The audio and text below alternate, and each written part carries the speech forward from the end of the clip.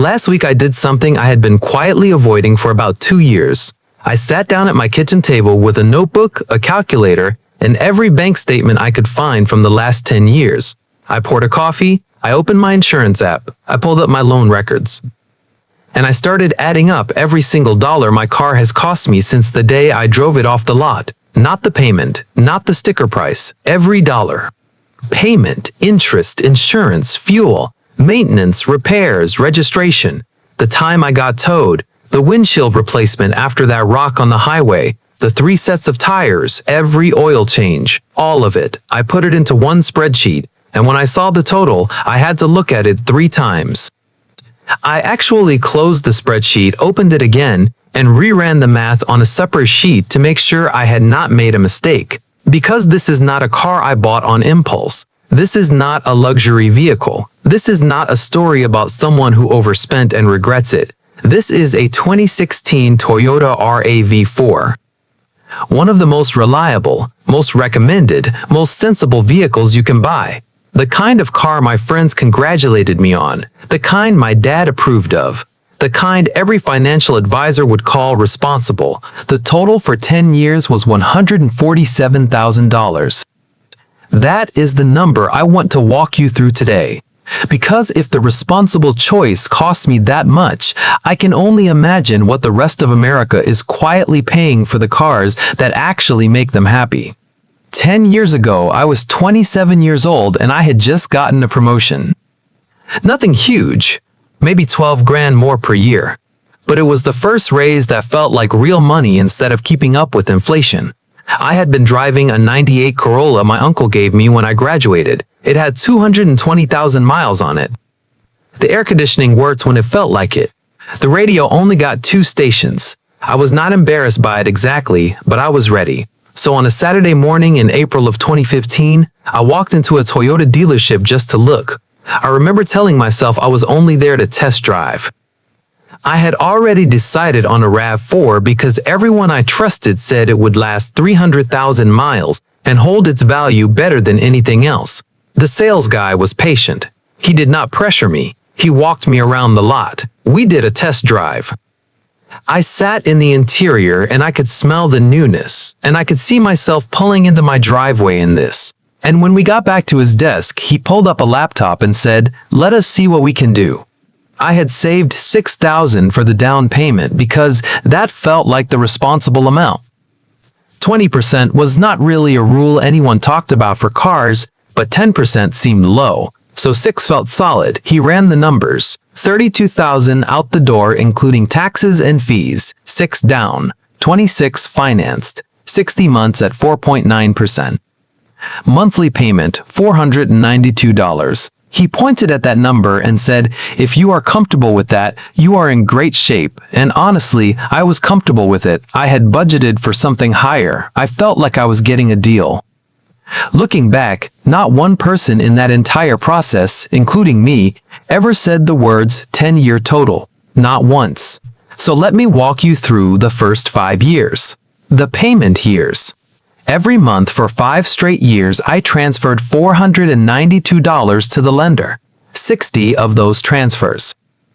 Total paid to Toyota Financial over the life of the loan, $29,520. Now here is the part I never thought about at the time. Of that $29,000, about $3,500 was pure interest, not going to the car, not going to my equity. Just a fee for the privilege of paying over time instead of upfront. $3,520 evaporated into a lender is balance sheet. And when I added the $6,000 down payment I put in originally, the total I had paid just for the car itself was $35,520 for a car that cost $32,000. The interest brought me over the sticker price before I even got to insurance. And I want you to sit with that for a second because that is just the payment line. The dealership, the lender, and my bank all treated that as the total cost of the car. In my head for 5 years, that was the number. Next came insurance. Because the lender required full coverage for the duration of the loan, I was paying about $170 a month to Geico. That is $2,040 a year. Over 5 payment years, $10,200 in insurance premiums, before fuel, before anything else. Then fuel. I drove about 12,000 miles a year. RAV4 gets around 27 miles per gallon in real-world driving. At an average gas price of around $3 a gallon over those 5 years, fuel came out to about $1,500 per year. $7,500 across the first 5 years. Maintenance and repairs in the payment years were surprisingly manageable, mostly warranty coverage, oil changes every 5,000 miles, tire rotation, one set of tires at about 75,000 miles, brake pads once. Call it $6,000 across 5 years. So the first 5 years, before the car was even paid off, I had spent $59,220. On a $32,000 car, the day I made my last car payment in April of 2020, I remember feeling genuinely good. No more $492 coming out every month. That cash flow was mine again. I told myself I would redirect it. I told myself I would invest it or save it or do something smart. And for a couple of months, I did. Then I stopped noticing the absence of the payment. That money dissolved into slightly nicer dinners, slightly nicer furniture, a trip or two. The savings I had promised myself just never really showed up in my account. This is the first quiet lesson of the paid-off car. The money does not automatically become wealth. It has to be automated and redirected, or it disappears into lifestyle. But the costs on the car did not disappear. I dropped my insurance from full coverage to liability plus collision. That saved me about $70 a month, which was nice, but I was still paying $90 a month to insure a paid-off vehicle. Over the next 5 years, that came out to $5,400. Fuel continued exactly the same, another $7,500 across years 6 through 10. And then came the actual maintenance bills, because here is what nobody tells you about owning a reliable car for 10 years. The first 5 years, while it is under warranty and newer, are the cheap years. Years 6 through 10 are when the real repairs come. The timing belt at 100,000 miles cost me $1,200 at the dealership. New tires, which I had been putting off, another $1,000. Then my water pump failed at 130, $400. Front-end suspension work a few months after that because I was hearing a clunk that was not getting better. $1,500 for that. An alternator replacement, a few hundred more.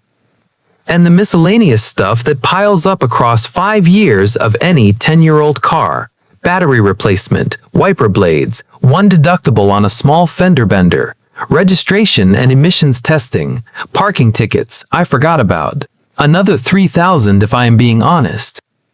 The paid-off years without a single car payment still cost me about $22,000. That is the quiet part of car ownership nobody warns you about. Even when the loan is gone, the car keeps reaching into your pocket. So when I added it all together, the visible number, the money that actually left my bank account across 10 years of owning this RAV4 came to $84,740. That is the cash out of pocket. Payments, interest, insurance, fuel, maintenance, repairs, registration, the little stuff. Almost 85 grand for a $32,000 car. Already 2.5 times the sticker price, but I was not done. Because there are 2 invisible costs that no one puts on their budget, and both of them are enormous. The first one is depreciation. I paid $32,000 for the RAV4 in 2015. I checked KBB last week.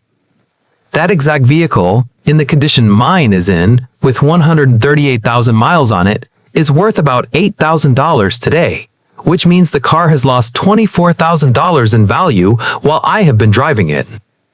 That $24,000 is not on a statement anywhere. No bill came, no transaction happened, but it came out of my net worth just as surely as if I had burned $24,000 in cash. Depreciation is the quietest wealth destroyer in the American household because it never shows up as a visible expense. The second invisible cost is opportunity cost. The $492 I paid to the lender every month for 5 years. If that same money had gone into a low-cost index fund instead, averaging 10% annual return, that monthly investment over those 5 years of loan payments, left to compound for the full 10 years I have owned the car, would be worth approximately $38,000 today. $38,000 of wealth I never built because that cash flow was tied up in a vehicle. So the real 10-year total is $84,740 in cash, plus $24,000 in depreciation, plus $38,000 in opportunity cost. $146,740 from a $32,000 Toyota RAV4. And I want to say this clearly because it matters. I did not make a dumb decision. I made the decision almost every financially responsible American makes. I did not overspend. I did not get upsold. I did not finance something outside my means. I still lost close to $150,000 of wealth across a decade. Now, let me scale this math for where you probably are. Because my RAV4 was the responsible option. The average new vehicle sold in America in 2026 costs $48,000. Interest rates on new car loans are sitting around 7.9% instead of the 4.9% I got in 2015. Loan terms have stretched from 60 months to 72 and often 84 months. Insurance costs have gone up roughly 40% in the last 3 years. When you plug all that into the same 10-year calculation I just ran, the average American buying the average new car in 2026 will pay out somewhere in the range of $240,000 over a decade when you include opportunity cost and depreciation. And most Americans do not keep their cars for 10 years. They trade up every 4 or 5 years, which means they reset the depreciation curve, re-enter a new financing cycle with a new interest rate stack, and compound the damage every time. The real number for the average American car driver over a decade, when you account for the trade-up cycle, is closer to $300,000. Now let me give you the one that kept me up at night. If I had skipped the new RAV4 in 2015 and bought a used 2010 model, same vehicle, same reliability, lower mileage than my current Corolla, for $14,000 cash, no loan, no interest, no lender. The 10-year cost on that path, including fuel, maintenance, insurance at liability levels, and the same repair issues I dealt with, would have been approximately $40,000 total. $40,000 versus $147,000. $107,000 difference. And if I had invested that $107,000 difference across those 10 years at market returns, I would have $260,000 more in net worth today than I do. From one decision 10 years ago. Not overspending. Not making a flashy choice. Just choosing the responsible new car over the equally responsible used one. That is what I mean when I say responsible is not safe. The system is designed to make the responsible new purchase feel like the safe decision, when the actual safe decision is the less visible used one. If I could actually go back and sit across from 27-year-old me at that Toyota dealership on that Saturday in April, I would not tell him not to buy a car. I would tell him to buy the same car 2 years older. To walk across the street to the CarMax or the independent dealer with 2016 RAV4s coming off lease at half the price. To skip the warranty theater and pay a mechanic $150 for a real pre-purchase inspection instead. To write a check for $14,000 or $16,000 in cash and own the car the day he drove it home. And then I would tell him the most important thing, that the $500 a month he was about to commit to a lender for 5 years needs to go somewhere else, automatically, on payday, into an index fund that he does not touch.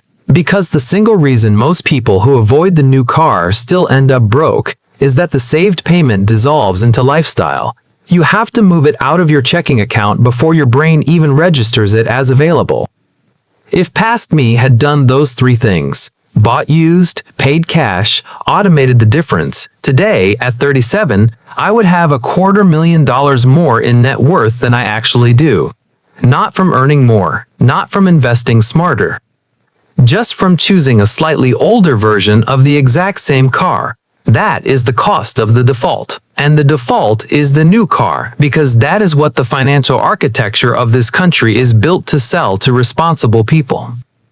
If you are watching this video right now and you are about to buy a new car, or you are making payments on one, I want you to pause this video, open a calculator, and run the 10-year number on your situation.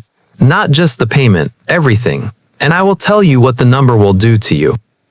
It will not make you regret the car. It will make you serious about what happens next. I still drive the RAV4, 138,000 miles, small scratch on the bumper. It is paid off. It runs fine. It will run for another 100,000 miles if I keep up with the maintenance the way I have been. I do not plan on replacing it anytime soon, and not because I cannot afford to. I could walk into a dealer tomorrow and finance something new and feel that exact same dopamine hit I felt in 2015. I know exactly what that would cost me now. $147,000 was the tuition I paid to finally understand it. The people quietly getting rich in America are not driving the most impressive vehicles on the street. In most cases, they are driving the least impressive ones. That is not a coincidence. That is the math. One decision on one Saturday in 2015. $147,000 out. $260,000 in net worth that does not exist. All because nobody in that process, including me, ever asked the 10-year question. Now you are being asked. Subscribe to Nick Finance, because once you start running these calculations, you cannot stop. And once you stop, you cannot go back to being comfortable with the default. That is exactly the point.